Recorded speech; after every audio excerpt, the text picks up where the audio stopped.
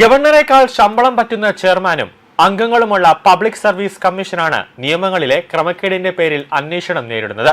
ലക്ഷക്കണക്കിന് ഉദ്യോഗാർത്ഥികളുടെ ആശ്രയമായ PSC ആണ് ആസൂത്രണ ബോർഡിലെ ഇൻഡസ്ട്രി ആൻഡ് ഇൻഫ്രാസ്ട്രക്ചർ വിഭാഗം ചീഫ്, പെർസ്പെക്റ്റീവ് പ്ലാനിംഗ് വിഭാഗം chief, planning coordination division chief തസ്തികയിലേക്കുള്ള നിയമനങ്ങളിൽ ക്രമക്കേട് കാട്ടിയത്. 3 തസ്തികയ്ക്കും പൊതുവായ പരീക്ഷയിലെ 10 ചോദ്യങ്ങൾ ഒഴിവാക്കിയായിരുന്നു മൂല്യനിർണ്ണയം. സംഭവത്തിൽ ആഭ്യന്തര വിജിലൻസ് അന്വേഷണം തുടങ്ങിയിട്ടുണ്ട്. 3.5 ലക്ഷം രൂപ ഗവർണർ പ്രതിമാസം ശമ്പളം കൈപ്പറ്റുമ്പോൾ PSC അംഗത്തിന്റെ ശമ്പളം 3.8 ലക്ഷം രൂപയാണ്. പുറമെ TA-യും DA-യും ലഭിക്കും. വിവാദ PhD നേടിയവരും ഭരണകക്ഷി നേതാക്കളുടെ ജീവചരിത്രം രചിച്ചവരും യുവജന നേതാക്കളും സർക്കാരിൽ താഴ്ന്ന ഉദ്യോഗങ്ങൾ വഹിക്കുന്നവരും ഇതിനകം PSC അംഗങ്ങളായി കടന്നുകൂടിയിട്ടുണ്ട്.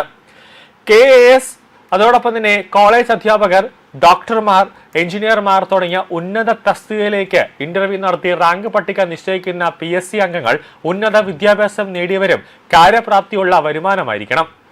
നേരത്തെ DYFI എറണാകുളം ജില്ലാ നേതാവ് 30 വയസ്സുകാരിയായ പ്രിൻസി കുര്യാക്കോസിനെ കമ്മീഷൻ അംഗമാക്കിയിരുന്നു. നേതാവിന്റെ PSC അംഗത്വ കാലാവധി കഴിയുന്ന 36-ാം വയസ്സു മുതൽ ജീവിതകാലം മുഴുവൻ 2 ലക്ഷത്തിൽ കുറയാത്ത പെൻഷനും അടിക്കടി വർദ്ധിപ്പിക്കുന്ന DA-യും മെഡിക്കൽ ആനുകൂല്യങ്ങളും ഖജനാവിൽ നിന്ന് നൽകേണ്ടി വരും.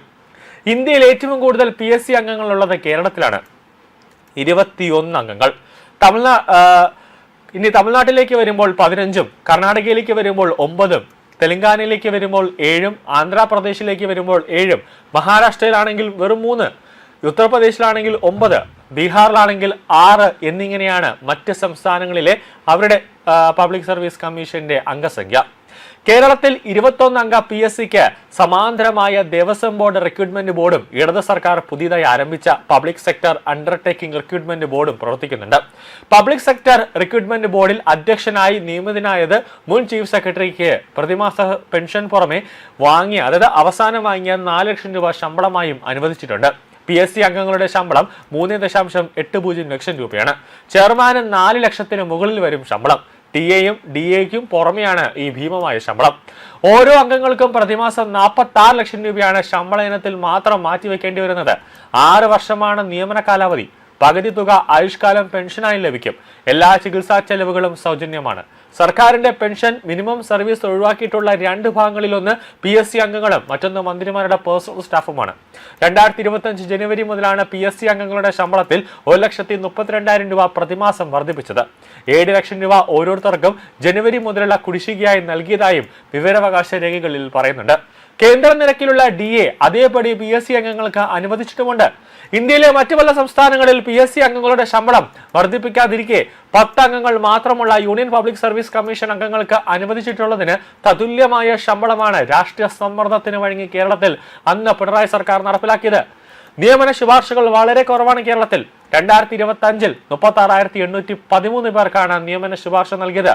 ഇതിൽ 30% പേർ ഒന്നിലധികം റാങ്ക് പട്ടികയിൽ ഉൾപ്പെട്ടതിനാൽ അവർക്ക് പകരം നിയമിച്ചവരെ കൂടി ഉൾപ്പെടുത്തിയാണ് നിയമന ശുപാർശ കണക്കാക്കിയിരുന്നത്. ഇന്റർവ്യൂ കൂടാതെ റാങ്ക് പട്ടിക തയ്യാറാക്കുന്ന നോൺ ഗസറ്റഡ് തസ്തികയിലും സിവിൽ പോലീസ് ഓഫീസർ തസ്തികയിലേക്കുമുള്ള നിയമന ശുപാർശകൾ കണക്കിലെടുത്താണ് ആകെയുള്ള നിയമന കണക്ക്. റാങ്ക് പട്ടികകൾക്ക് തയ്യാറാക്കുന്നതിൽ PSC അംഗങ്ങളുടെ പ്രത്യേക അധ്വാനമൊന്നുമില്ല. എന്നാൽ PSC അംഗങ്ങൾ ഇന്റർവ്യൂ നടത്തി തയ്യാറാക്കിയ റാങ്ക് പട്ടികകളിൽ നിന്നും ചുരുക്കം നിയമനങ്ങൾ മാത്രമാണ് ഇന്നുവരെ നടന്നിട്ടുള്ളത്. ഇത്രയധികം അംഗങ്ങൾ PSCയിൽ ആവശ്യമുണ്ടോ എന്ന് ചോദിക്കപ്പെടേണ്ടതുണ്ട്, അല്ലെങ്കിൽ പരിശോധിക്കപ്പെടേണ്ടത് അനാവശ്യമാണ്. രമേശ്, ഇത്രയധികം അംഗങ്ങൾ PSCയിൽ ആവശ്യമുണ്ടോ എന്ന് പരിശോധിക്കേണ്ടതുണ്ട്. ജനങ്ങൾ തന്നെ സർക്കാരിനോട് ചോദിക്കേണ്ടതുണ്ട്. കാരണം ജനങ്ങളുടെ നികുതി പണം എടുത്തിട്ടാണ് ഒരു പ്രയോജനമില്ലാത്ത PSCയിലെ ഈ 21 അംഗങ്ങൾക്ക് ലക്ഷങ്ങൾ ശമ്പളവും DA-യും അലവൻസും ഒക്കെ കൊടുക്കുന്നത്.